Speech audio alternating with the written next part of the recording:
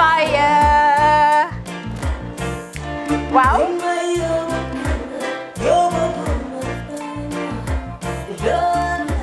Love like fire. Xam ngeen rek affaire bi xam ngeen fan la skincare la 2020 lañ wax de waaw fii nag mooy Kerr fan Kerr zero tache perfect skincare saa su ne rek niñ ko dee defee rek loo lañ soxlaati rek maanaam bu dee nga am problème ci seen skin yéen xam ngeen fan la fii ngeen di ñëw suma xarit yeeg am di jàmm yi nga xam ne taas daf lañ sonaloon xam nga doon xeesal ba la ka xum éneew ma lañ ko nag waaye just in case comme ni ko gars yi di waxee rek en cas just in case loolu xew xam ngeen fi ngeen di ñëw skincare plus si yu baax rek la ñoo dox nag ay baax rek fu ne la ñoo dem ci réew mi di lañ indi rek nag products yu baax du Paris du Italie du USA du fi mu nekk nii sax boole nañ ci nag Sweden fu nekk lañ leen a indi les products bu dee tamit nag da nga ñuul rek ñu lay jamaa natural beauty that melanin dripping we do have stuff for you as well emuñ si skincare products rek ñu ngi ci cuub yi tamit fu ne la ñoo jaar in fact sax last commercial bi ñu defoon waxuñ leen woon ne dañoo dox ci ay kawar 9A grade rek nag waaw we do have bundles as well hair si lu ne la ñoo dox ñun ñu ngi ci rafetal jigéen rek luy taaral jigéen rek waaw boo leen di tukki tamit bëggoon rek classic suitcase ñu dañoo dox ci ay Samsonite duñ dee indi any brand of suitcases though other than Samsonite comme li ma dee wax rek boo eggee airport dëri Samsonite dafa am nuñ laa xoolee waaw ngeen ne lan nag waaw skin ci moom la ñu gën a xamee nag skincare products ci moom la ñu gën a xamee ñu ngi dox tamit bentee tamit si ay dàlla man waaye man nag skincare mooy suma specialty xam nga rek jigéen bu sa xar kanam réglé loo def mu jag am nañ Patricia Reiner Kiwi Eye the whole range Lighten Up Gold Tomatine I mean the list can just go on and on and on and on lépp loo xam ne rek luy taaral jigéen la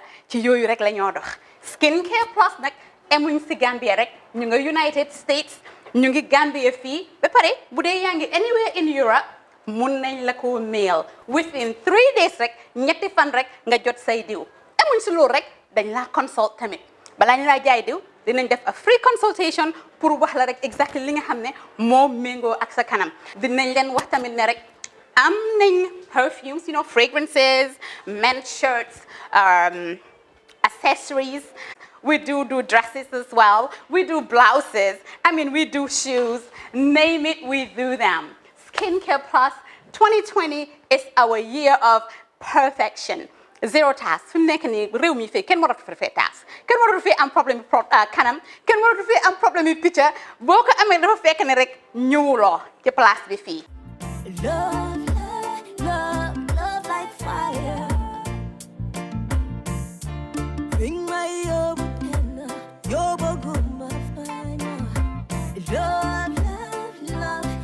like fire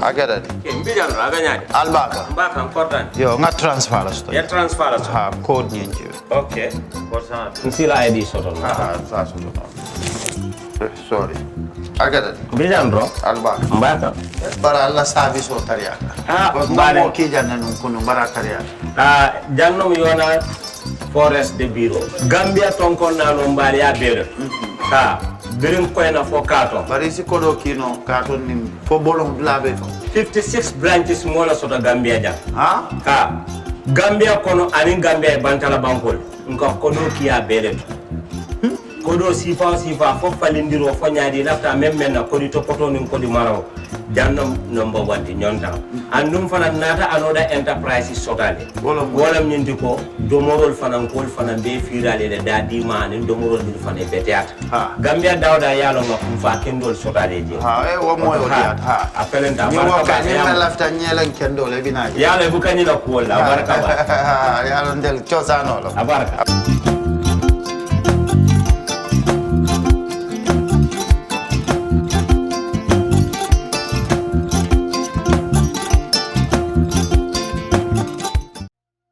We live in a day and age where technology is creating a world without borders, filled with unlimited potential to improve the lives of the people around us. InnovaRx Global Health ushers in a new way of leveling the playing field with increased access to quality healthcare services delivered at your doorstep. Our qualified professionals are equipped with state-of-the-art point-of-care testing technology to conduct tests such as kidney function, liver function, electrolyte tests, body composition, hemoglobin, A1C, and many more services with the highest efficiency in delivering results. The addition to our flagship Wellness on Wheels, more fondly known as WOW Delivery Service, brings the entire clinical experience full circle. IGH has remained committed to creating the future of healthcare delivery. Gone are the days of sending loved ones outside the country for basic medical services. InnovaRx Global Health offers a new peace of mind and takes pride in delivering the quality of care we all deserve.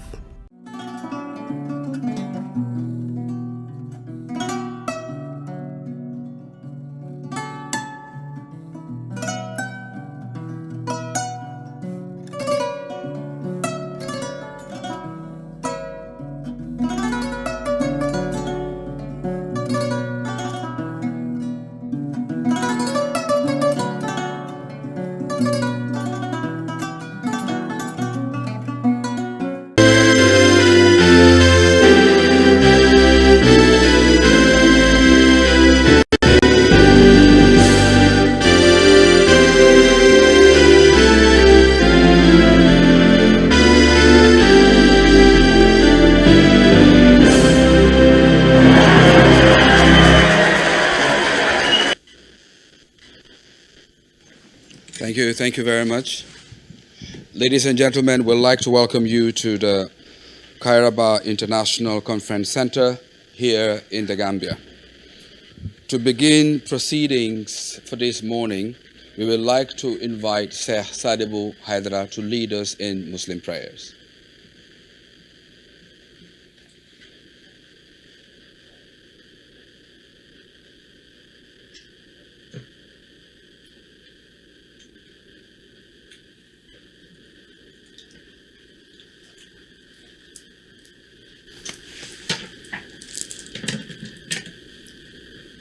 بسم الله الصلاة على النبي بسم الله الرحمن الرحيم اللهم صل على سيدنا محمد اللهم صل على سيدنا وعلى سيدنا اللهم صل وسلم على سيدنا ونبينا ومولانا محمد وعلى آله وصحبه وسلم بسم الله الرحمن الرحيم الحمد لله رب العالمين الرحمن الرحيم ملك يوم الدين إياك نعبد وإياك نستعين واهدنا الصراط المستقيم صراط الذين أنعمت عليهم غير المغضوب عليهم ولا الضالين آمين اللهم ربنا أنزل علينا في هذه الساعة من خيرك وبركاتك ما أنزلته على أوليائك وخصصت به أحبائك وأعذقنا برد عفوك وحلاوة مغفرتك وانشر علينا رحمتك التي وسعت كل شيء وارزقنا منك محبة وقبولا وتوبة نصوحا وإجابة ومغفرة وعافية تعم الحاضرين والغائبين الأحياء منهم الميتين برحمتك يا أرحم الراحمين سبحان ربك رب العزة عما يصفون وسلام على المرسلين الحمد لله رب العالمين.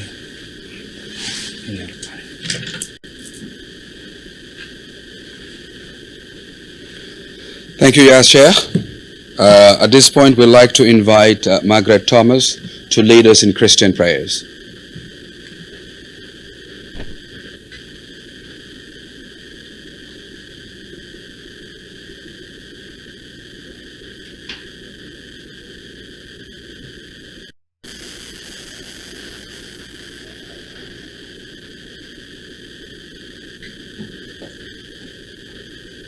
Let us pray. Our Heavenly Father, we thank you for this morning. We give you all the praise for life, for health and strength. We thank you for this land of the Gambia. We thank you for the rain that came in last night. We give you all the praise. We ask that you take control over this meeting, this opening, this launching, for the betterment of this country. Speak through all the ones that will be speaking for what you want them to do for this land. And we give you all the praise. In Jesus' name we pray with thanksgiving. Amen.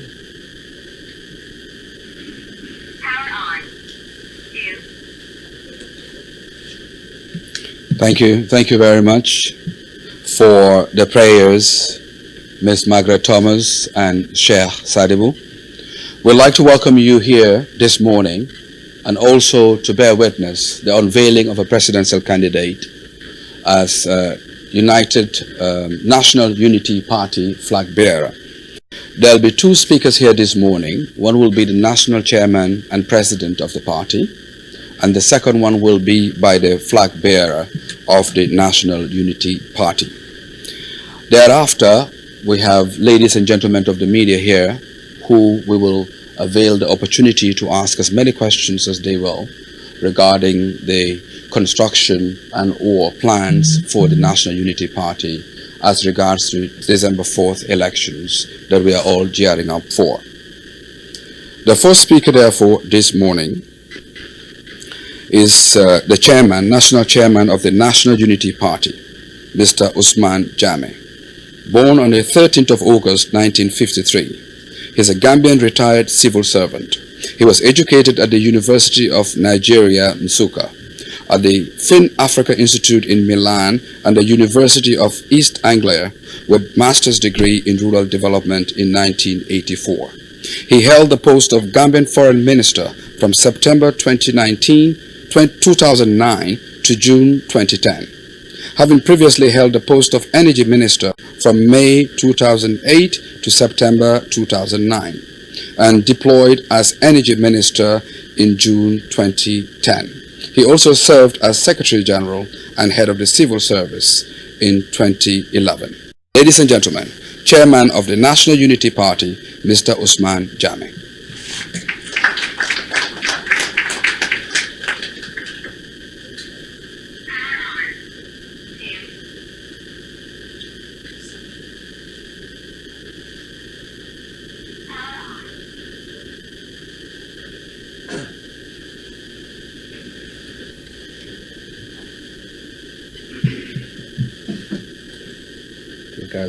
Can be allowed to take all this?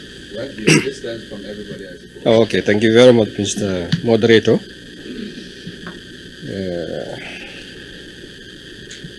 Good morning.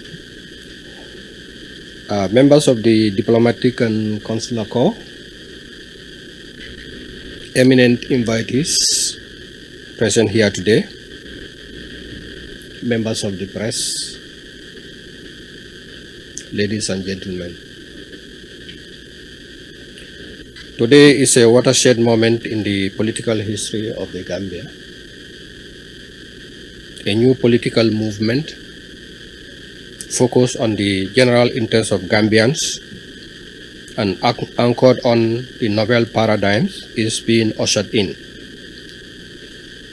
The National Unity Party, NUP,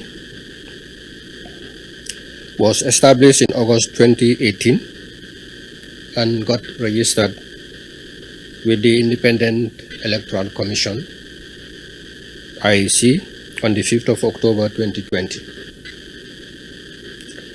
When the party was conceived, the cardinal philosophy of the founders was to build a people's movement with a shared vision and interest in national development, and to create a merit-based government as opposed to party affiliation. To set the standards, a resolution was adopted at inception that none of the founders shall vie for the positions of chairmanship of the party or presidential candidacy. The founders also enshrined the issue of term limits in the party's governance structure. The standard bearer of the party will serve for no more than 2 consecutive terms, both at the helm of the party and as a president of the Gambia when elected. This philosophy of the party projects and portrays our belief that the ownership of our movement or party rests entirely on the collective entity of its bona fide members and not on any one individual. The need to unite all the people of the Gambia, irrespective of political, racial, religious, and tribal affiliations, the need to curb the rise in corruption, and the need to improve the standard of living for all Gambians is the cornerstone of the NUP socio-economic development agenda. The NUP development program lays emphasis on decentralization. In other words, the devolution of power to the regions or to the local level. Secondly, it also seeks to enhance the business and investment environment of the Gambia to attract both domestic and foreign direct investment that will support the generation of income, employment opportunities, particularly for the Gambian youth, and to provide good quality and affordable health care and an efficient education system. Our party manifesto, which will be launched pretty soon, has a well thought out program of action covering a wide range of issues or critical needs that we pledge to implement if voted into power. I can assure you that it is a realistic program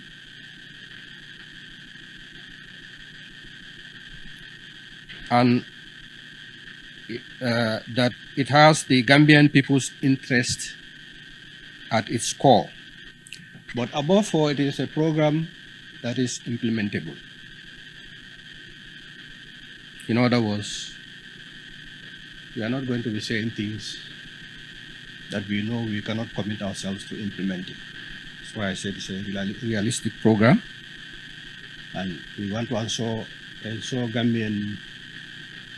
Gambians that this is a program that is implementable. If you are ready for a dynamic political change and you believe in honesty, transparency, accountability, equal opportunities for all Gambians, inclusiveness, putting the Gambia first, and protecting our environment and natural resources jealously, you are in the right place. Join the National Unity Party today for a brighter future. The actions we take today will determine the future of our homeland, the Gambia, and the future of our children. It is not about being the best. It is about being better than we were yesterday. When we began the search for a flag bearer to lead the NUP in the December polls, we set the bar very high with regards to the qualities a person must possess, bearing in mind also the party's principles and objectives. We believe we have found those qualities in our chosen candidate in the person of Mr. Abdoulie Ebrima Jammeh. Mr. Jammeh has a long career in the civil and public service, spanning over decades of selfless service to the people of the Gambia. In the process, amassing a wealth of experience in leadership. He attended the Muslim High School and Gambia High School, where he obtained his honorary and advanced level certificates, respectively. He later proceeded to the Glasgow Caledonian University in the United Kingdom, where he acquired a postgraduate diploma in Information Systems Management and a master's degree, MSc degree in Development Management. His professional qualifications were attained in Human Resources Management, Strategic Planning, Aviation Safety and Security, among others. He started his public service career as a teacher at the Gambia High School before joining the Personnel Management Office, where he rose through the ranks to the position of Senior Assistant Secretary.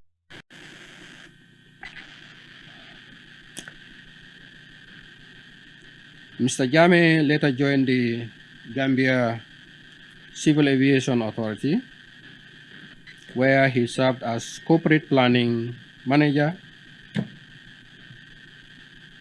Deputy Director General, and finally, to the very top, Director General. And he served in that capacity for a period of 9 years. In summary, Abdoulie's expertise and experience make him a good fit to lead this country at this crucial stage in its history. We will have the opportunity to learn more about his vision for this country and many more. As the saying goes, we will hear from the horse's mouth. Without much ado, thank you for most sincerely for responding to our invitation. I will take this opportunity to implore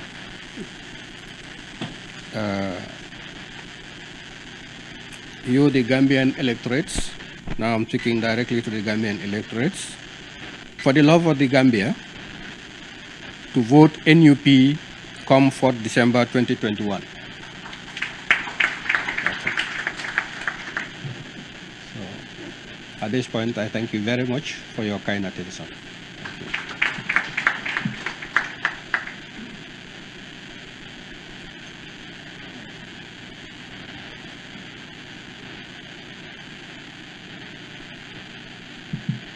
Thank you very much, Mr. Chairman. We're experiencing some sound challenges at the moment, so I will quickly give the media just a minute to see if the sound has improved or not. Also, if the facility here can also assist us with better quality sound. All the media houses are complaining about the quality for viewers at home. So quickly, if somebody can advise me if we are to go ahead. But also it's very appreciative seeing a lot of political leaders present here today. I think it also goes to demonstrate the social cohesion that we have been known for as the Gambia. So today's event had invited other political leaders from other political parties, including independent candidates. Without much ado, we'll call on the presidential flag bearer and also to have the media prepared also with questions. He will give a statement. At the end of the statement, we will do a press conference of some sort where we can be asking questions and getting the responses. So I'm being told they're still working on the sound. I hope we have had improvements now. Please do give me a sign. I don't want him to come up here if the sound is not perfect.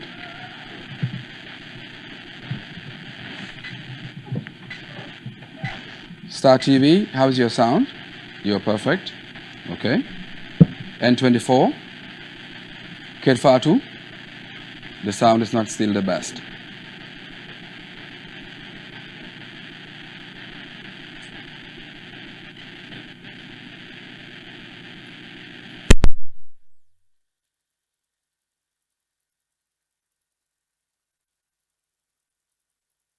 Call on Mr. Abdoulie Jammeh, the chairman of the National Unity Party, has elaborated on the achievements, education of His Excellency Abdoulie Ebrima Jammeh. I will not go into that, but we'll give him the opportunity to deliver his statement, and at the end of it, the media will also have an opportunity.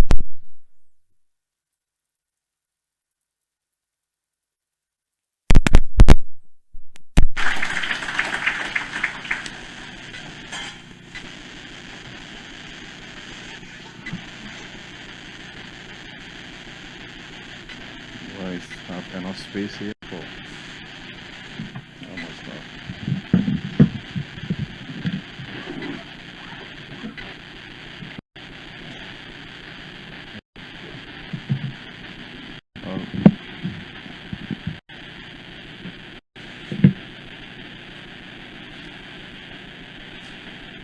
Thank you very much, Master of Ceremonies.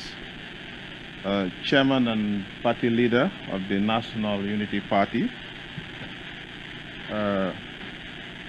other heads of the various political parties in the Gambia who are here present, members of the diplomatic and consular corps, members of the National Unity Party,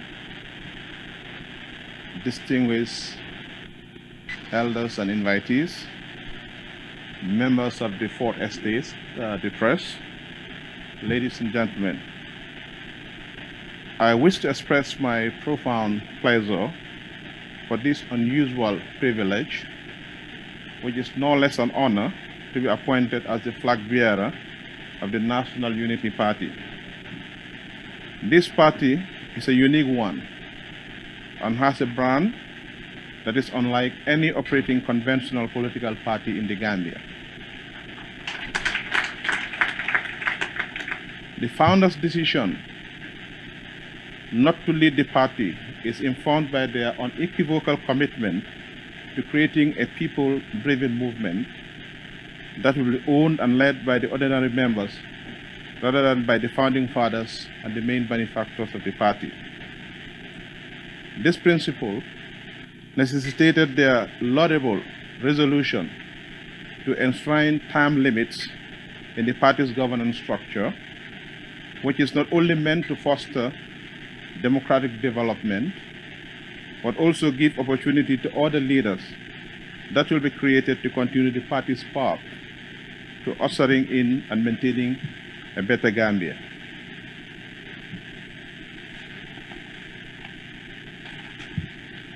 Naturally, each of the founding members could be great presidents for this country. However, they saw their mission as a selfless one, meant to redeem a great country and pull it out of the abyss and place it on a pedestal of hope. Consequently, they did not put themselves up to be the flag bearer, but rather approached me to lead this great party into the forthcoming elections. After a careful review of the party guiding principles and the manifesto, my buy-in was total, and I gladly accepted the challenge of flag bearer.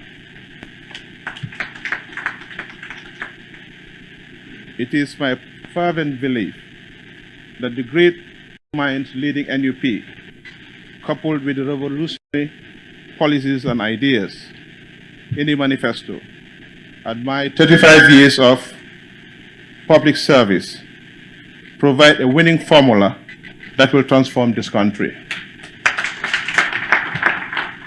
At this point, I wish to share with you the perspective of the National Unity Party on key topical issues captured in the party's manifesto, which is dubbed the People's Manifesto. We call it the People's Manifesto because it was developed by the general membership through wide consultations with subject matter specialists and inputs from ordinary Gambians working in these sectors. I start with the economy and enterprise. The small economy of the Gambia relies mainly on rain-fed agriculture, tourism, and in recent years on remittances, which makes the country vulnerable to external shocks. The most vulnerable sectors of the economy, agriculture and services, employ over 75% of the workforce. The Gambia faces a host of long-term developmental challenges, such as an undiversified economy, small internal market, fast rate of population growth, and limited necessary skills required for a change in the employment structure.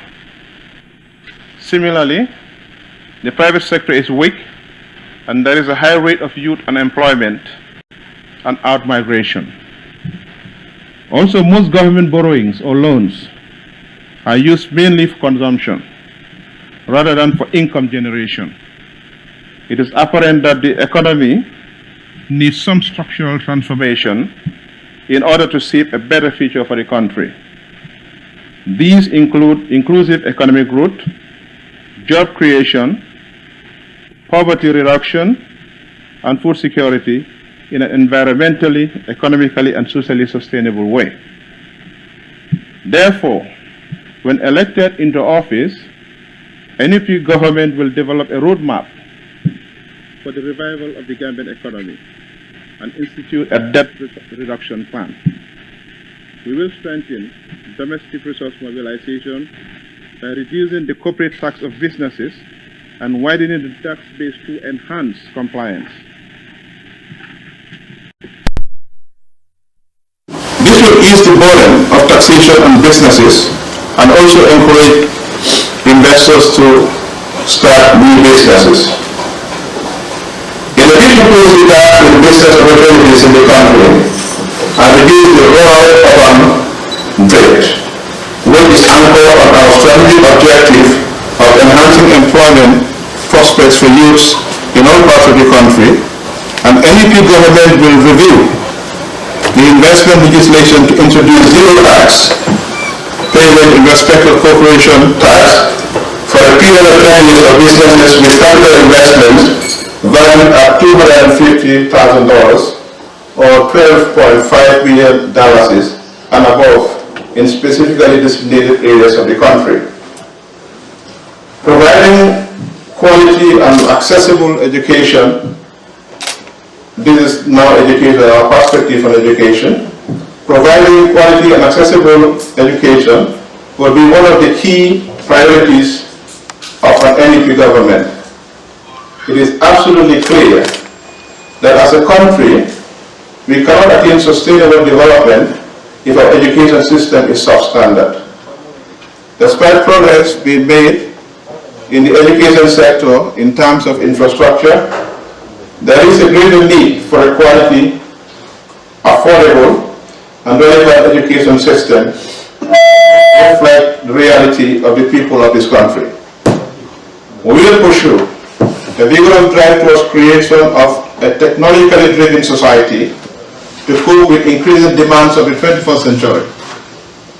Our government will also ensure that there is a capable and a well-paid corps of teachers, and this will be done by improving their conditions of service, amongst others. In this regard, a Teachers Service Commission will be set up principally designed for the protection of teachers' interests. There is a need to promote vocational and skills training centers where pragmatic and skills-based education can be taught. Therefore, an NEP government will make sure that vocational training centers are made available where youth will be trained in order to be self-employed in carpentry, metalwork, woodwork, auto mechanics, soap making, upholstery, plumbing, electrical, hairdressing, etc. and etc. Our perspective on health and well-being. An NUP government will ensure universal health coverage and enhance the focus on primary health care while upgrading secondary and tertiary facilities. Our aim is to provide good quality health care in our hospitals and health centers for all Gambians at the point of need 7 days a week.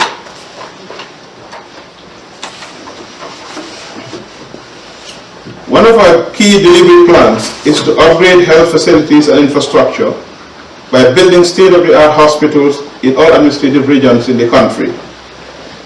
Our government will also put in place a planned cyclical maintenance regime for all facilities and ensure durability and continuous efficient service delivery. We will review remuneration for health care workers with a view to augmenting their low pay and also providing continuous capacity building for them. Another key deliverable of the NEP health plan will be the establishment of a national health insurance scheme which aims to provide accessible health care for all Gambians. Therefore, we will consult on the establishment of legislation for the scheme as a matter of urgency. Our perspective on agriculture, livestock and fisheries. Agricultural production is the main economic activity of the country, comprising subsistence farming and cash crop production. There is a little diversification in the sector, and it is mainly subsistence and rain-fed. Agricultural output only meets 50% or less of the food requirements of the country, and crop yields are generally very low. Nonetheless, it is a major driver of economic growth in the country. The agricultural and animal resources sector consists of 4 subsectors. That's agriculture, in crops, livestock, poultry, research and development and service providers, fisheries, forestry, wildlife. NEP is aware of the importance and challenges of this sector and gives it a central role in the pursuit of economic development. Therefore, NEP recognizes that for effective transformation of the sector, agricultural policy formulations need to transcend the traditional realm of agricultural sector institutions, which primarily deal with on-farm production. Our approach to the transformation of the sector includes the coordination and implementation of agricultural and non-agricultural policies in order to induce desired structural changes in ways that will contribute meaningfully to our main objectives of economic growth: poverty reduction, job creation, food security, high productivity, and sustainable resources management. The Gambia is endowed with a great river, as well as substantial underground water resources. According to the FAO, only 6% of cultivated land in Africa on average is irrigated. The Gambia is no exception to this appalling level of agricultural production through irrigation.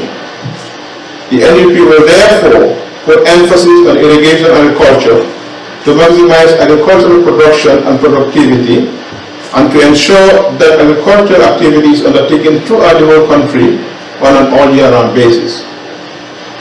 To achieve this, the NEP will include program of action for agricultural development, specific projects that will address the key areas of intervention, which will include, but not limited to, the following actions. 1 is to provide farmers, that's both groups and individuals, the necessary financial and technical support to enable them to acquire irrigation facilities such as boreholes, tube wells, water pumps, irrigation pipes and accessories, as well as providing them with the necessary skills to efficiently operate and manage irrigation systems in a sustainable manner. 2, to put in place policies that promote equality of land tenure for women, as well as their access to other resources, including financial resources. I expect women to clap.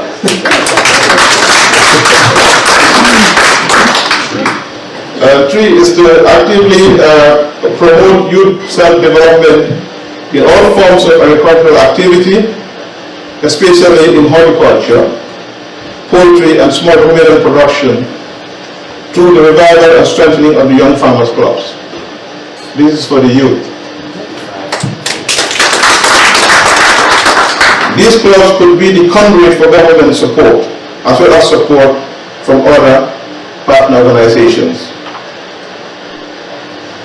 Agro-processing will be afforded an equally high priority to enhance value addition in agriculture, as well as reducing post-harvest losses. An NUP government and its partners in development will establish a line of credit for those engaged in agro-processing and need financial support.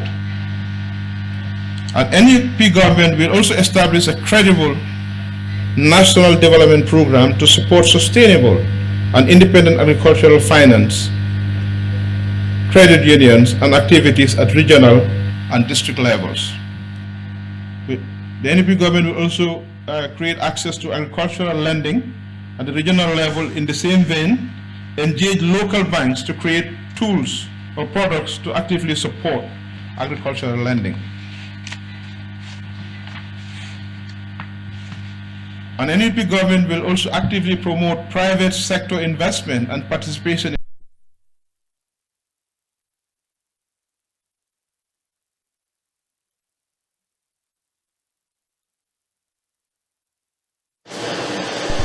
to not only return to contribute their quota to national development, but to also venture into specific areas of investment in commercial agriculture. We'll also provide matching grant funding together with arable land to serious investors in Gambian agriculture. NUP will also actively promote the production of short-cycle species of livestock such as poultry and small ruminants, much of which are imported annually when we have the potential to produce enough for local consumption and even export to the sub-region and beyond. We'll also review all fisheries, agreements and licenses issued to foreign entities with a view to rationalizing the exploitation of this vital resource and ensure maximum participation of the benefits to the Gambian people. We will also provide better incentive packages for industrial fishing companies that are committed to job creation for Gambians. We'll encourage investors, both local and foreign, operating fishing trawlers in our waters to process their catches on land facilities here in the Gambia and to ensure that all fish exports are channeled through our seaport. It's noteworthy that game-changing policies do require requisite legislation to move forward to creating statutes. The sponsorship for pertinent legislation will become a key undertaking for an NUP government. Our perspective on governance and institutions. Over the past 2 decades, we have witnessed the politicization of the civil and the public service, leading to a very high attrition rate for many Gambian experts. In view of the urgent need to revive the civil and the public service, an NUP government will initiate programs aimed at ensuring institutional reforms. We will reform the civil service into a merit-based and depoliticized cadre of professionals, where we will assign the right officer to the right job in both the civil service as well as the local government without any political consideration. An NUP government will also review the issue of ministries with a view to rationalizing or reducing the number geared towards reducing costs and reinvesting any savings to our priority projects in education, health, and agriculture. We'll also rationalize the use of government vehicles by setting up a new team headed by a technically competent fleet controller to manage the procurement, allocations, maintenance, and disposal of government vehicles. An NUP government will promote and prioritize electronic tender processing. In addition, our government will embark on local government reforms as we strive to devolve greater power and decision-making to the people through an empowered local government. We will reform the local government system and review the United Nations Local Government Decentralization Project. Our government will undertake a boundary review of all 7 regions, which may possibly result in the creation of new regions.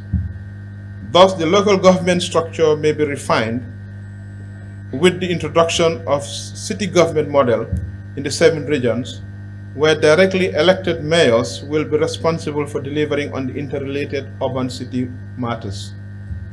This will also lead to the devolution of small infrastructure initiatives to village levels by transferring resources and decision-making power to the people. Within 6 months of being elected into office, an NUP government will convene a national conference of eminent Gambians at home and abroad who are experts in their subject areas to carve out a blueprint to support government's development agenda.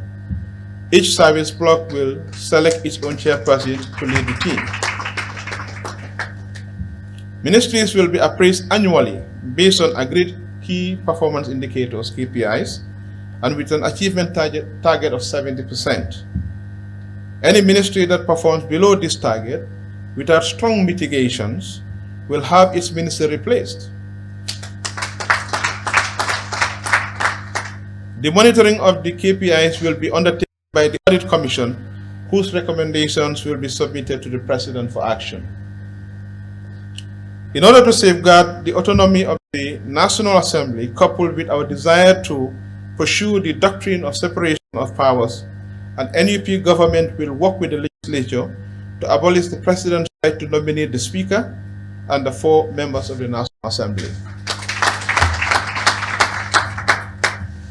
Our perspective on women, youth, and sports. It goes without saying that women and youth are the backbone of every economy, and the Gambia is no exception.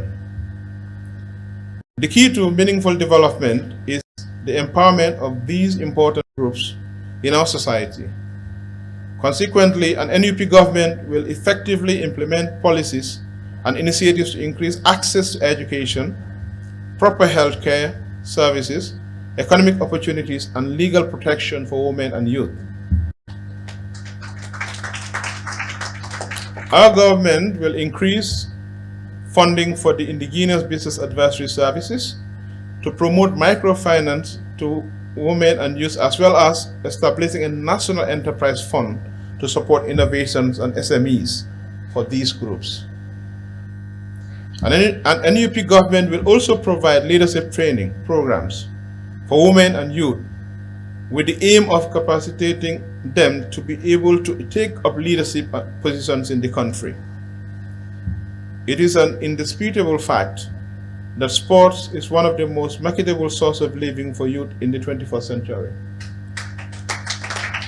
It is a means that can be utilized to help reduce illegal migration, drug abuse, and unemployment.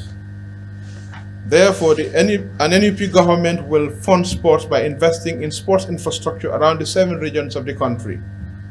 We will build stadia capable of hosting many sporting activities aimed at decentralizing sports at the grassroots. We will also seek a partnership to establish capacity building facilities for sports in the Gambia. Our foreign and external policy. An NUP government's foreign policy shall seek to redefine and realign the Gambia's position on the international stage. The overarching principle of our external relations will be premised on the prioritization of Gambia's interests, while maintaining a policy of mutual beneficial relationships across all realms of its engagement on the international stage. An NUP government will be an active player in global affairs. Within the scope of Gambia's first external relations policy agenda, our government will take deliberate positions to ensure that diplomatic relations are not only mutually beneficial, but have a corresponding positive economic impact on the lives and livelihoods of the average Gambian. We aim to review our external relations to ensure that we have a more robust, proactive, and a specialized foreign service that will prioritize politico-economic diplomacy to national development and an essential tool in the drive to transform the Gambia. At this juncture, let me take the opportunity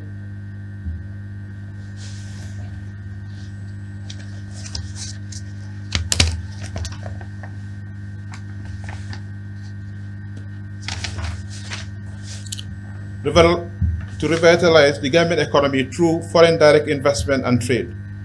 Our government will establish an independent review of the embassies with a view to reducing their numbers and establishing the Gambia's presence in strategically critical locations only. We will also strengthen the country's embassies to provide emergency relief and other support to citizens facing hardships in case of any tragedy. Expanding and restoring the fractured forests of the Gambia through 7 million trees planted across the 7 regions spread over 5 years. We will strengthen disaster management, especially our response capability and capacity, while also reducing disaster risk. An NUP government will aim to internalize and integrate true environmental cost in all economic decisions, whilst endeavoring to deliver affordable and sustainable clean energy. Promote clean transport, champion green infrastructure, effectively manage waste, promote efficient agriculture, and preserve our wetlands, wildlife, and biodiversity. We'll also promote and support private sector investments in environmental and renewable energy sectors through attractive tax incentives for small, medium, and large enterprises, whilst implementing and improving the existing environmental policies. Our government will enforce the ban on single-use plastics in the economy. Energy and water. I'm sure that's long awaited. There cannot be any meaningful development without reliable, affordable energy supply. It's a critical infrastructure. However, the erratic nature of water and energy supply in the Gambia poses significant social and economic challenges to the country. There is their need to reduce energy imports and also shift balance to greener and sustainable alternatives. An NEP government will urgently work on tackling these perennial problems. We will urgently look at the possibility of unbundling electricity and water services at NAWEC with a view to promoting public-private partnership initiatives to enhance efficiency and affordability. Corruption. Corruption is a malice that threatens the peace, stability, prosperity of the Gambia. An NEP government will seriously prioritize the fight against corruption and will institute stringent measures to curb this menace. We will ensure that electronic tender processing is established as a matter of urgency. Our government will also set up an anti-corruption commission within the first 6 months in office, and we wish to be on record that we will totally back the commission without fail in order for it to operate deprived of fear, favor, or ill will. Those found wanting will face the full force of the law. In conclusion, distinguished guests, ladies and gentlemen, and fellow Gambians, it will not be amiss to conclude that the Gambia is at a serious crossroads, both politically and economically.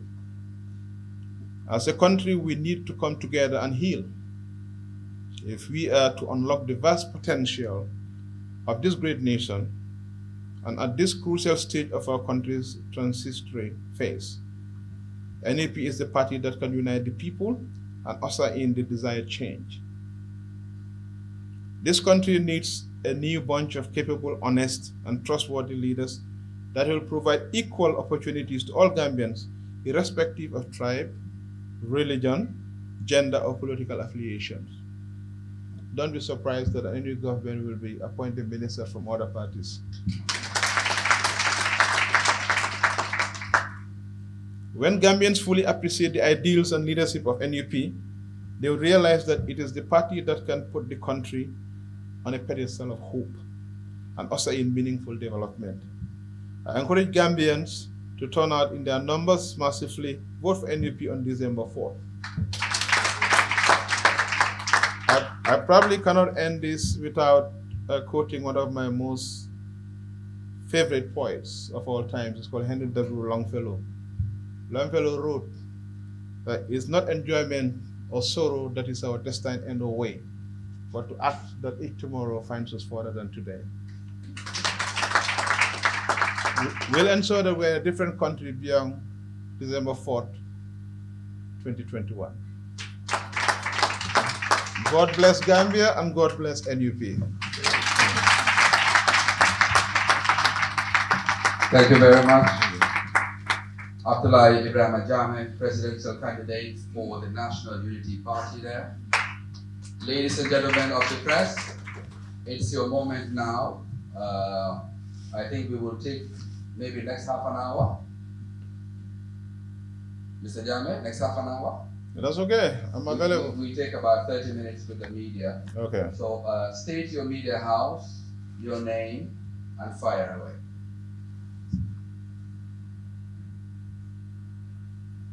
No missiles, huh? Normal bullet. Good morning, everyone. Yeah. I am Suleiman Wan from the Point Yeah.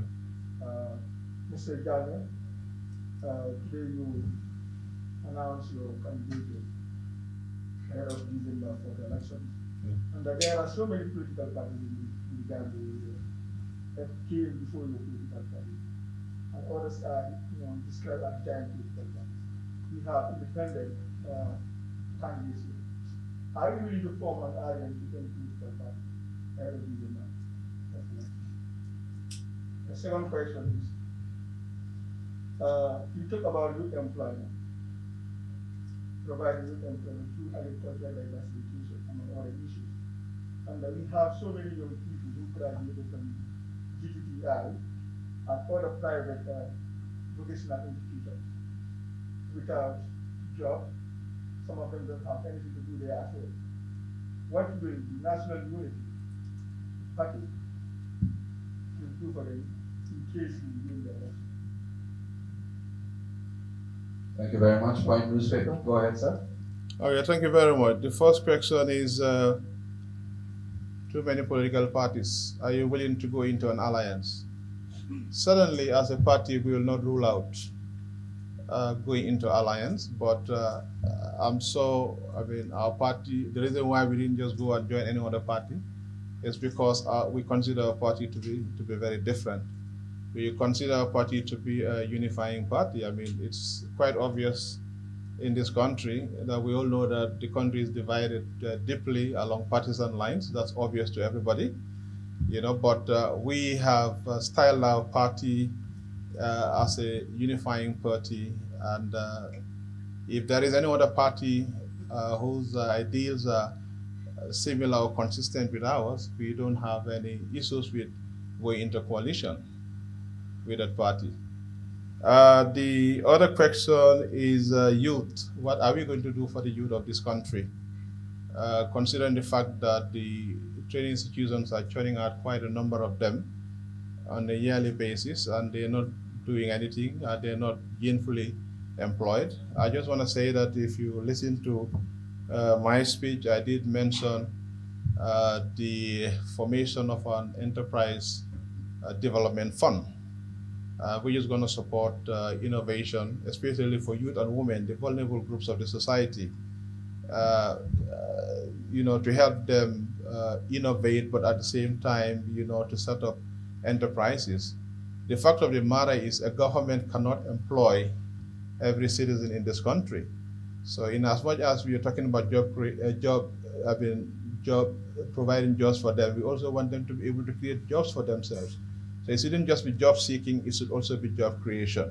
So these are some of the things that are strongly outlined, clearly stipulated in our manifesto.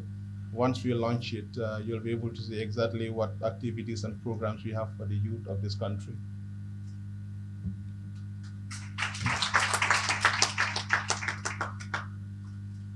Thank you very much. My name is Kerr. I'm a freelance journalist. Thank you so much, Mr. Jammeh. My first question, I don't know what you have been doing since you registered the party. We've seen some independent or opposition parties going throughout the country. going to the interland, going to rural Gambia, asking women, asking youths, asking people what are their problems and how they can solve them. But I'm not sure with the National Unity Party, if you've done something like this to go through the length and breadth of the nation and to ask people what they are going through and how you can help. The second question is, many opposition will emerge when they are not happy with the government of the day. Are you saying that Adama Barrow and his government, coalition government, are not doing much about health, about education, about corruption, and that's why there is this National Unity Party coming up to make sure we give them our votes and they will solve the problems? Thank you, Mr. Kamara. Your first question, if you can repeat it again, because I want to answer in sequence. We've seen some independent opposition parties going throughout the Okay, I remember now, the fact is we're doing politics differently. Just like we said, our party is unique, we're doing things differently. For your information, this party has been in existence since 2018. I wasn't a member. I mean, it was said in the speech of the national chairman that the party decided, the founding members of the party decided that none of them would lead the party. So as a candidate, I've been invited by the party. But I know they've been in existence since 2018. They've done a lot of grassroots mobilization. You know, I mean, people have different approaches. Some will go with the fanfare, go around the country talking to people. Others will do it in the backyards, in the kitchens, you know, in private and enclosed environment. So we've done a lot of that. In fact, that's why, you know, in the speech I did mention that our manifesto is dubbed the People's Manifesto. This is a manifesto which is developed by the citizens of this country in all walks of life, because it was done through extensive consultation, you know, with everybody, and of course with party members and subject matter specialists. But the desire is not just to come with an imposed solution, but is to get people involved in the process of developing solutions. First, you need to clearly understand what the problem is, and secondly, you need to partake in the process of finding solution for the problems itself. Okay? Now, the second one is the current government working? That's a no-brainer. You know, we all have our challenges. I do believe that there wouldn't be everywhere, in every nook and cranny of this country. You'll be surprised.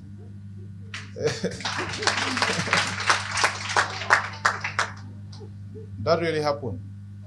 Yes. I mean, I wouldn't say totally that, you know, that this government is not doing anything. But at least we want to live a better life than the one that we live today. And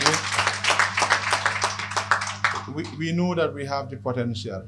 We can be a better country, we can be a bigger state, not in terms of land mass, but in terms of what we are constituted of as a people. That's very clear. Yeah. Thank you. Thank you very much. Awesome.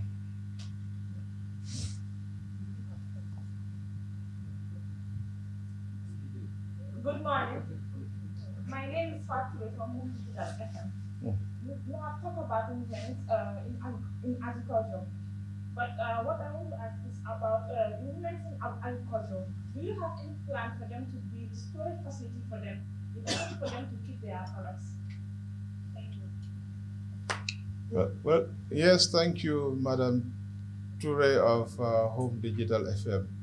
We do have plans for that, but just beyond that, we're also talking about agro-processing industries. And this will help to reduce post-harvest loss, you know, for them, because we know that agriculture or horticulture growing is seasonal in this country. Sometimes you get a bumper of the harvest, but then that's just for a short window in time, and then there'll come a time when you won't have anything at all. So we think value addition in agriculture is key, and agro-processing is a key priority for the NUP government. And of course, storage comes with all of that. Thank you.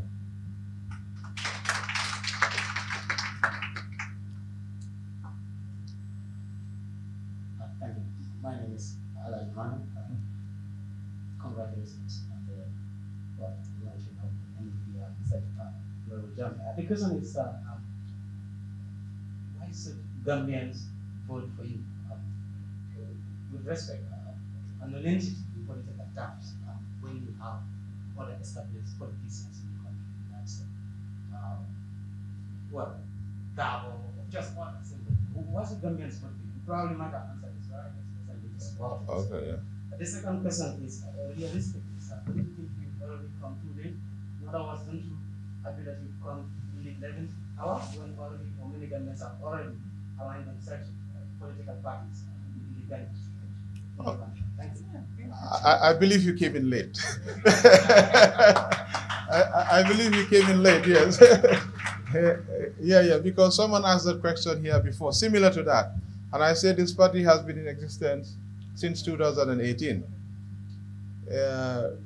We may not be visible on the print media, but we're very visible in every home in the Gambia. We are heard and felt in every home in the Gambia. And that's why we're going to pull a big surprise, in this election. You will be surprised, really, to see what happens. Yes, you did say, why do you vote for us? I mean, you don't vote for me, you vote for the brand of politics we're talking about. Because this is one party that has enshrined in its governance structure term limits. And they've decided that nobody is going to own this party. So the founders have decided to take the back bench, and they're not going to put themselves forward as flag bearer. That's a commitment they have. So self-perpetuation is out. And I don't think you can, I'm not sure I've read a lot of other political parties' manifesto, but this is even in our constitution, that 2-term limits, either in opposition or in government. After 10 years, you'll not see my face in the executive of this party. I'm gone. And we also believe that as a party, we need to create leaders. Where you see self-perpetuation, there is a failure of leadership.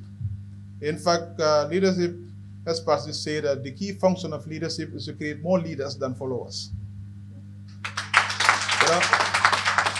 I'm also a student of Lao Tzu. Lao Tzu is a Chinese philosopher. What he said is that at the end of the days of a great leader, when his work is done, when all his aims are met, people will say of him, we did it ourselves. It's not the leader who does it, it's the people who do it. So I think this party is putting and projecting a brand which is very different. So, and people will fall in love with it. Especially the younger folks will fall.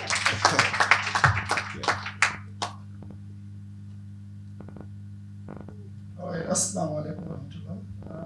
Good afternoon, everyone. My name is Ibrahima Jammeh from Tech Production Youth Project.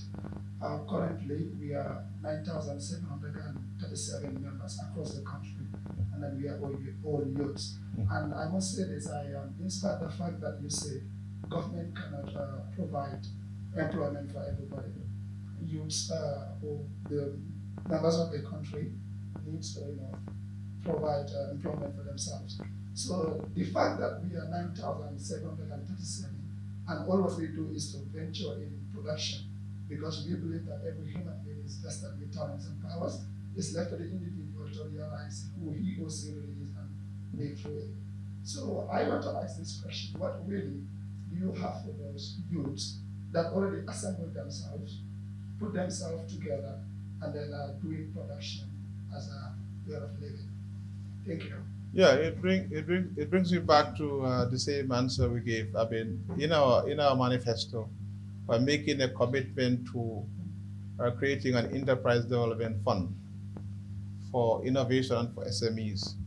Our focus is going to be on the youth. The youth are the future of this country, and we're going to also garner support through development partnership to ensure that we give youth the opportunity not just to be employed, but to be able to create employment for themselves as well. So this is a key feature in our manifesto, and it's our commitment, to the electorates, because we'll be selling this to you, to get your votes. But this is, for us, is very important, that we are able to make this provision of creating an enterprise development fund that affects the youth, but not just the youth, but also the women and other, vulnerable, segments of society.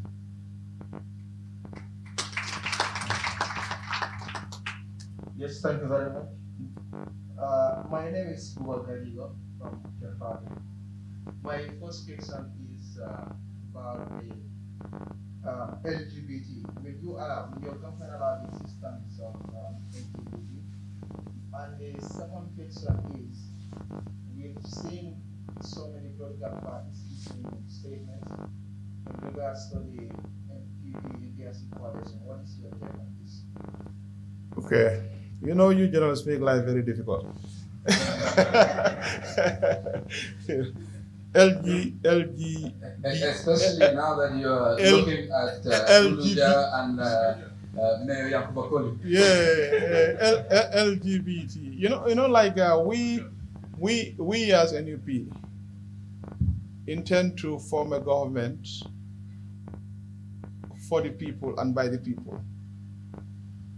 A government should reflect the wishes and the values of the people.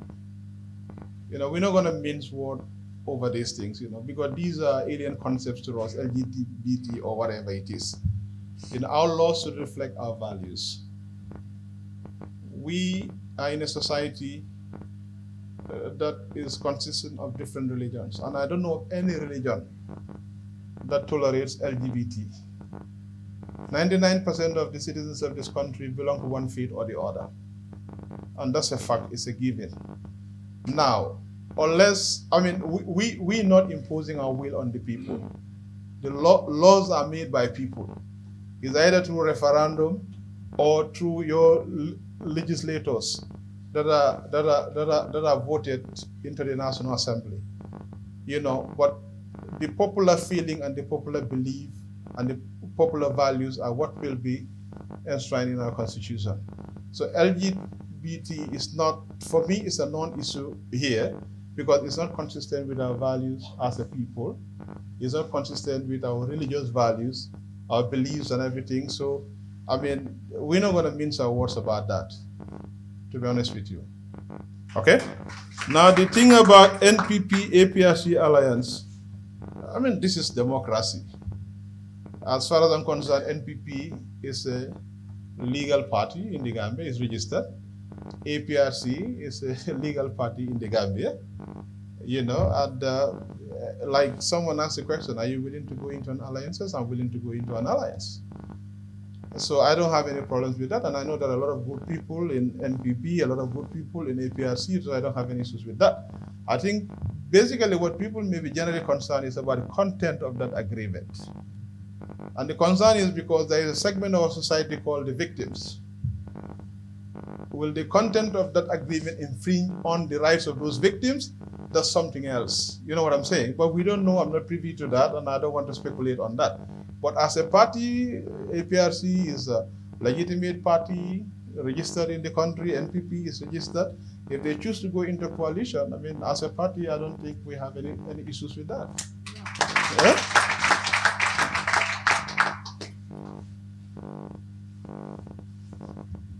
Assalamu alaikum. My name is Alaji Chanaswale from the Golden Beer Revolution. First, I would love to thank you for taking steps to be part of the candidates that want to give a proper structure to the country. Notwithstanding, after listening to your point, I've learned that you've elaborated in so many areas, which is a very beautiful manifesto. With this, if adopted, or any political party that could adopt such a thing, looks very beautiful for the country. However, I have a little doubt. You've talked about enterprise development fund. You talked about sponsoring hotels where to provide a proper structure that will attract tourism. You talked about improving the health status. You also talked about bringing a 0% tax for 10 years that will improve businesses. But then looking at the view at this point, the Gambia is highly indebted according to records, that is over 60%. If your government should embark on this project for 10 years, how are we going to sustain the 10% or the highly debt that the country is facing? In short, how are we going to make this happen if we are highly in debt. Well, we did say that we are going to reduce tax, and the whole idea is to encourage new investments. We also did say that we're going to enhance compliance because we believe that there is a lot of leakage. We did say that we're going to set up an anti-corruption commission, and you know what that means, setting up that commission. That shows that something is going right. So what we believe, we are not fully realizing our revenue potentials. And we did also say that we're going to rationalize ministries in institutional arrangements, just to create some savings so that we can spend on our priority projects. But we're also aware that we can use other models of development, like the PPP models, public-private partnership models, like BOTs, for example. If you take a loan, it's a burden. But if you have an investment, it swells your GDP. So that's a given. So there are different ways of accessing funding for most of the projects that we are talking about. And we're going to place a lot of accent on private sector participation, and especially Gambian diasporans as well. We know that they do have access to some resources, but possibly, the environment isn't right for them to come and invest. We've seen even our neighbor Senegal here, we see a lot of investment from diaspora, and this is something that we can do.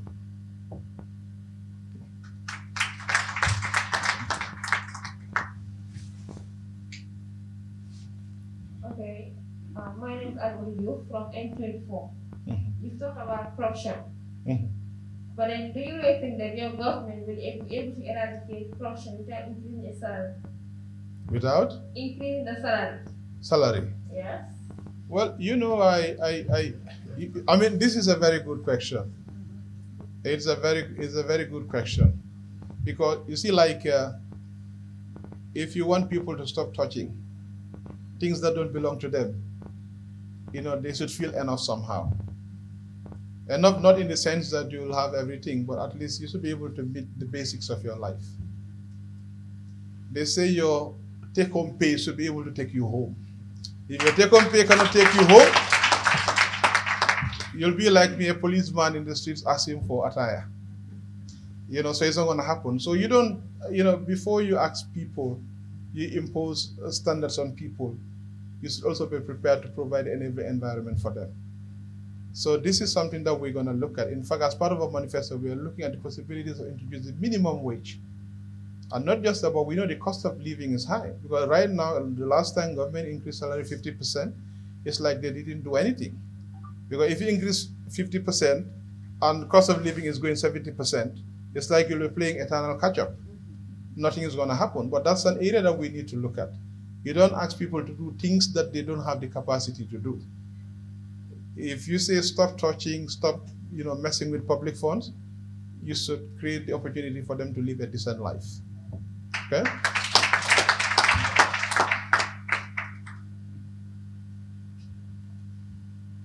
Good afternoon. Afternoon. My name is Mariam. I'm a reporter starting. I just wanted to ask, what do you have in store for people with disabilities? Disabilities. What do you have in store for people with disabilities? Because we are a government that will provide for everybody. We give equal opportunity, and we are aware of vulnerability of certain groups. So we need to provide. For example, if you have a hearing aid, a hearing difficulty, or you have some physical inhibitions or whatever, this government will provide for everything fully. If you need to go to school, these are all part of the programs that we're gonna put up. For us, it's like there is no division. We are not looking at all the socially constructed divisions here. Now we want to have a unified country, hence the name, National Unity Party. And if you unify people, across tribes, across religion, across physical ability, everything, that, would bring people together. So yes, we're gonna have a solid program, whether in our public buildings or facilities, will ensure that, people with reduced mobility or with some impairment, are provided for. in our health sector, in our education systems, for example. I mean, sometimes in the past, I remember we had people with disability in the same class, but they would make specific provisions for them, to be able to, cope with the learning environment. So these are things that we will put a lot of emphasis on across all sectors. Since it's Friday, we will just allow 3 more interventions, and then we will call it a day. So let me have 3 more. Good afternoon. I am Suleiman from the Prime Minister. You are back again. Yes. Okay. All right.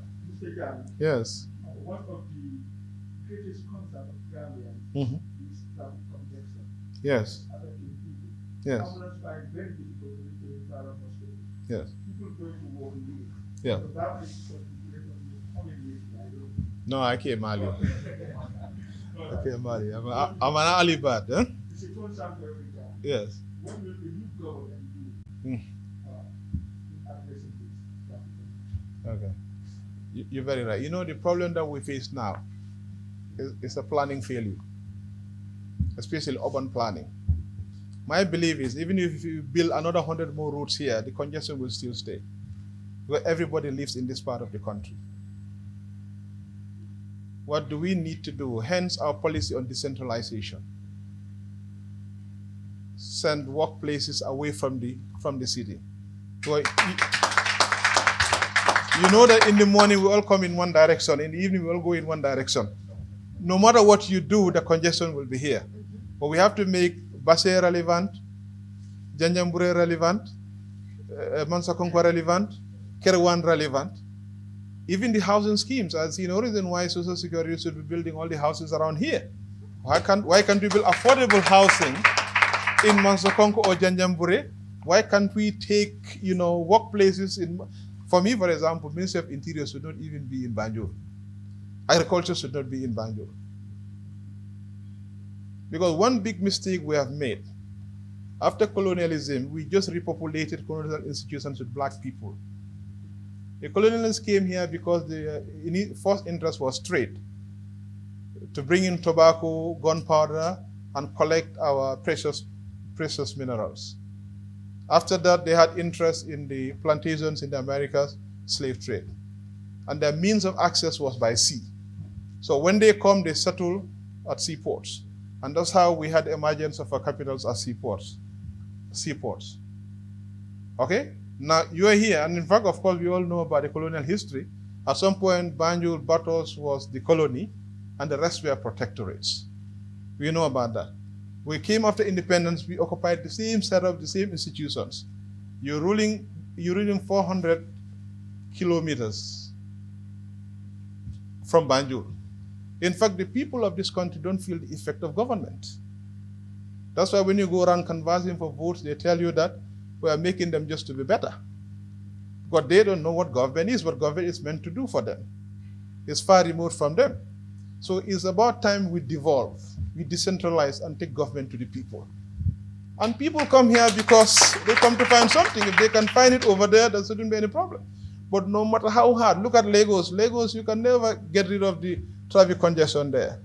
But there is poor urban planning. That's why they decided at some point to move the capital to Abuja.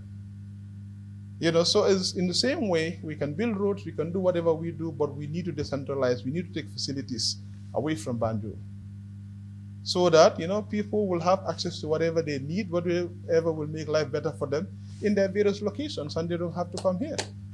Thank you. If there's a new person, I'd like to give the opportunity to, before I go back, I think Kerr was asking for a second round. Any new person who want to ask a question? Okay, then Kerr, you have the final question. Jammeh, you spoke highly of the media. You said it for explain you are actually talking very high about the media. I'm not sure whether if you come to office, this present government also did the same thing. Media is my friend, media is my friend. And right now we're seeing the monthly press conferences and some of the things have stopped. Maybe if you also come to office and journalists start asking you millions and billions, you may just close your door and say, well, now hold my head. I'll tell you something. Something is missing in my biography, and maybe you need to know. I worked as a journalist. I'm among the 4 first employees of the Observer newspaper. Sirif Bojang on Standard, when I was leaving, Kenneth Best asked me to find someone for him. He said, someone similar to you, someone like you. And I took his hands to Kenneth Best. And I have been trained extensively through Thompson's Foundation on journalism. And I know the value of journalism. Not just the but even the tricks of journalism. So I'm not afraid of journalists. You know what I'm saying? You know what I'm saying? And I will not be antagonistic to journalists, because I know the role that you play. You see, we are in this business not for our own selfish interests. If you want to pursue a personal and a selfish life, you will be doing something else. But we know the country needs this. And even if you become a president, you know that not everybody votes for you. But you are going to be the president for everybody. And the dissenting voices, the voices that tell you things that you may not like, they're important. Well, if you know this concept of management by exception, you don't focus on what is right, you focus on what's not right, and that's why you need to work and to make it right. So we don't have any issues with that. Adjust ourselves, we will readjust ourselves, reanalyze ourselves, and correct ourselves. That's what life is all about. It's a kind of a process. So don't worry about that. I have no Achilles heels. Thank you. Mr. Nella, before we let you go, yes. Closing remarks were meant to be done by yourself, okay? But I may ask if you would want to speak in any of the local languages for clarity and for onward messaging. If not, we'll ask you to do the thank yous by yourself and we will continue. Yeah, I think I'll say thank you. Just to ensure that I think English is common to all of us. So I would stick to that. None of us is an Englishman here or English woman, so I'll stick to that. But thank you very much. I do appreciate the questions, and I think we are in a position as a party that is now understood by the general public, and to really fight for the elections and to give a good run for the money of any political party in this country. And as a last word, I just want to say, well, we are living with a very, very serious problem at the moment, which is COVID-19. That it's a reality. It's having its toll on our lives, on our economy. And that I'll implore each and every one of us to take it very seriously. We should be each other's keeper. We should ensure that, we're not compounding the problem, as it is. We should do all that we can to ensure that we get rid of COVID. And by following all the protocols and prescriptions, that are being put forward by our health authorities as well as the WHO. I thank you all very much. I just want to say to you that you have a party that will unify this country, hence the name National Unity Party. We have seen unity in every party, but this is a National Unity Party, and then we know that it's a people's party. It has an agenda. The people are at the core of this party. So come and join us. Let's get this country to another level. I'm sure we can. I'm not a believer that if you don't have the resources, you cannot. No, you create the resources. Someone just criticized me the other day saying that, well, it's among the party, our party, one of our young folks, that he always refer to Singapore. I say, yeah, because that's an amazing country, a country that never really had any resource. Even water they imported from Malaysia. Even water that they drink, they imported. There was no drinkable potable water in Singapore. And if today they can boast of the advancements and the development, we are a lot better, compared to where they started, And I know we have an amazing geography. We're endowed in a different way. And if we have the will and and the desire to move forward and to make life better for our people, we should be able to do it. So I thank you all very much for coming to this press conference. Mr. Jammeh, I want to break protocol. Yes, please. Our ladies and gentlemen of the media missed the point. Yes. You were at civil aviation for quite a period. Yes, yes, yes. And we have spent $14 million in facelifting the airport. Yes. Recently, there was water everywhere, it was flooding. What's your view? Was it wasted money? No. What's your view about that? Because we expected after $40 million that we would have had an international standard airport. You're very right. You're very right. You know the thing about this 14 million, which I know is more than 14 million. The people are just talking about the 14 million. It's more than that. The first thing that people need to understand is the way that project itself operated. No monies come to Gambia. The monies sit with the funding agencies. Okay? Now, the contract for the consultant and the contractor are all done through international competitive bidding, with strong input from the funding agencies, like Saudi Fund. They do have a core team of engineers who manage their project portfolios. Now, the consultant for the project is NACO, which is the Netherlands Airport Consultants. They are part of the Royal Haskoning Group. It's a big group, European group. And they're known to build airports across the world, from Australia to the US to Canada to the Middle East, everywhere. So they have that reputation. Now, what we did at that airport was to actually reconstruct. Most people thought it was just renovation. It's not renovation, that's reconstruction of the airport. If you had seen the airport before and now, you'll understand what I'm talking about. The entire interior has been changed, remodeled completely. In fact, we kept just the outer casing because it was voted as the terminal itself was voted as one of the 10 most iconic terminal buildings in the world. And because of that, we decided not to tamper with the casing and the aesthetics and everything, but we worked more on the functionality of the building. Because if you use the airport before, you know that when you go to security check, there was only one standby.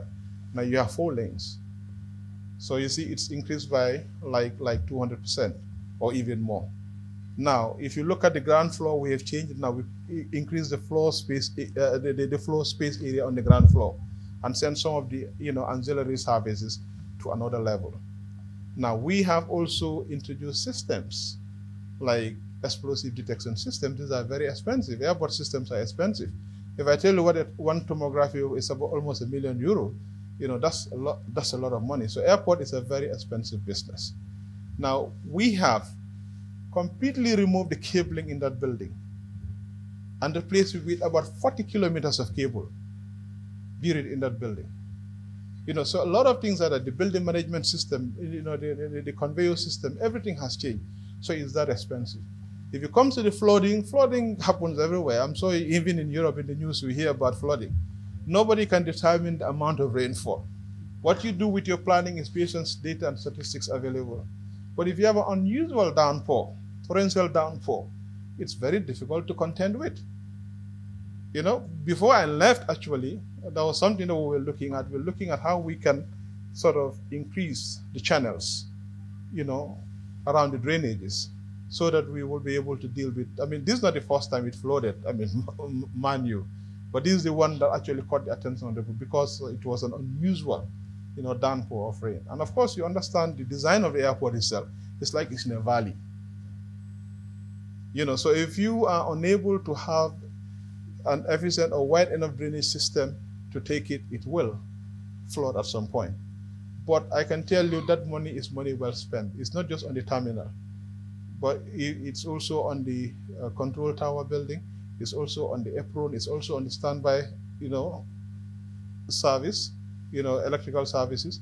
These are all there. And you have to understand one thing. Banjul, up to now, is the last point of departure, meaning it's one of the few airports in Africa that can stage flights directly to points in the United States of America. Even Kenya, with all the Kenya West, it's only about 2018 that they had that. Dakar here during 9/11, they had to delist them from last point of departure, and we are advised to come and understudy the system in Banjul for them to be able to have it restored. And that was the reason why Air Africa was flying, through Banjul to the United States. So, I think that's money well spent. And the airport is now, when it is done completely, because we have these self-check-in, facilities and everything that are going to come with it, it will be a contactless airport, which is also consistent with what is being advocated for since advent of COVID. Because we want to limit human contact.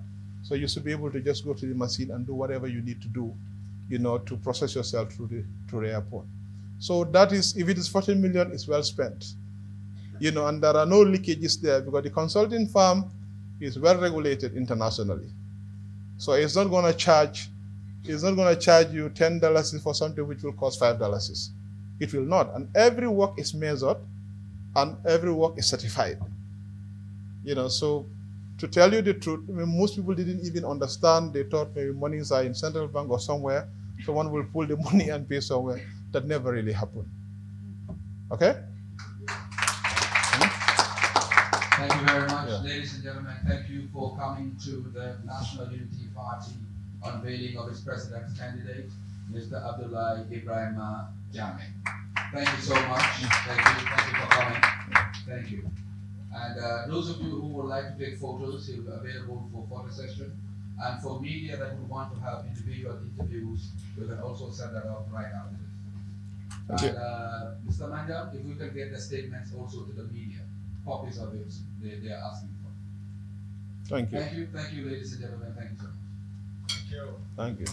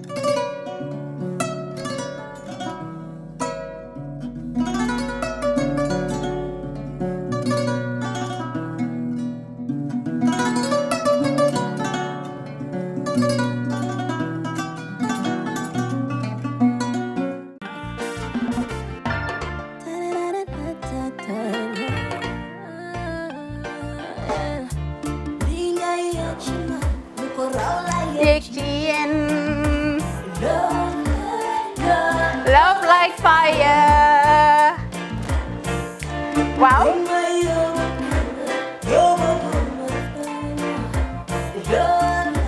Love like fire. Xam ngeen rek affaire bi xam ngeen fan la? Skincare la. 2020 lañ wax de. Waaw. Fii nag mooy Kerr fan, Kerr zero tache. Perfect skin. Skincare saa su ne rek niñ ko dee defee rek. Loo lañ soxlaati rek. Maanaam bu ngeen am problème ci seen skin, ngeen xam ngeen fan la. Fii ngeen di ñëw. Suma xarit yeeg am di jàmm yi nga xam ne taas daf lañ sonaloon, xam nga doon xeesal bel la ka xum. Éneew ma lañ ko nag waaye just in case comme ni ko gars yi di waxee rek en cas just in case loolu xew xam ngeen fi ngeen di ñëw skincare plus si yu baax rek la ñoo dox nag ay baax rek fu ne la ñoo dem ci réew mi di lañ indi rek nag products yu baax du Paris du Italie du USA du fi mu nekk nii sax boole nañ ci nag Sweden fu nekk lañ leen a indilee products bu dee tamit nag da nga ñuul rek ñu lay jamaa natural beauty that melanin dripping we do have stuff for you as well emuñ si skincare products rek ñu ngi ci cuub yi tamit fu ne la ñoo jaar in fact sax last commercial bi ñu defoon waxuñ leen woon ne dañoo dox ci ay kawar 9A grade rek nag waaw we do have bundles as well hair si lu ne la ñoo dox ñun ñu ngi ci rafetal jigéen rek luy taaral jigéen rek waaw boo leen di tukki tamit bëggoon rek classic suitcase ñu dañoo dox ci ay Samsonite duñ dee indi any brand of suitcases though other than Samsonite comme li ma dee wax rek boo eggee airport dëri Samsonite dafa am nuñ laa xoolee waaw ngeen ne lan nag waaw skin ci moom la ñu gën a xamee nag skin care products ci moom la ñu gën a xamee ñu ngi dox tamit benn tey tamit si ay dàlla man waaye man nag skin care mooy suma specialty xam nga rek jigéen bu sa xar kanam réglé loo def mu jag am nañ Patricia Reiner Kiwi Eye the whole range Lighten Up Gold Tomatine I mean the list can just go on and on and on and on lépp loo xam ne rek luy taaral jigéen la ci yooyu rek la ñoo dox skin care plus nag emuñ si Gambia rek ñu nga United States ñu ngi Gambia fii ba pare bu dee yaa ngi anywhere in Europe mun nañ la ko mail within 3 days rek ñetti fan rek nga jot say diw emuñ si loolu rek dañ laa consult tamit balaa ñu laa jaay diw dinañ def a free consultation pour wax la rek exactly li nga xam ne moo méngoo ak sa kanam dinañ leen wax tamit ne rek am nañ perfumes fragrances men's shirts accessories we do dresses as well we do blouses I mean we do shoes name it we do them Skincare Plus 2020 is our year of perfection zero task fi mu nekk nii réew mi fii kenn waratu fi task kenn waratu fi am problème kanam kenn waratu fi am problème yu picca boo ko amee dafa fekk ne rek ñëwuloo ci place bi fii. Love like fire. Bring my yoboguma fire. Love like fire.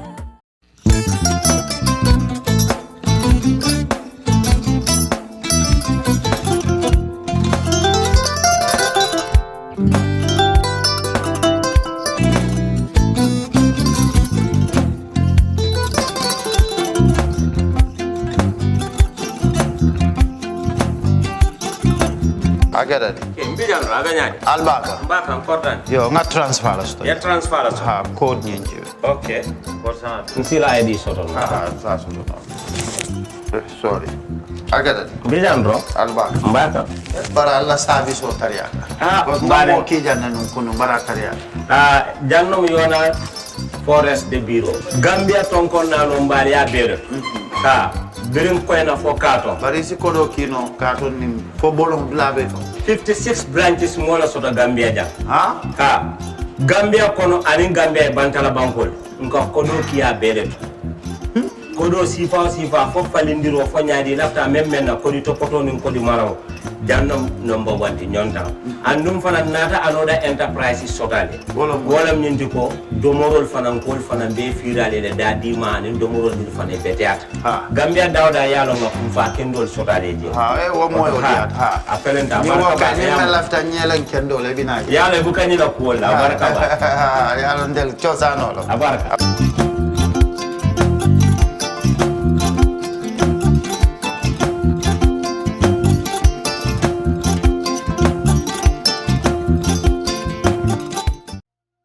We live in a day and age where technology is creating a world without borders, filled with unlimited potential to improve the lives of the people around us.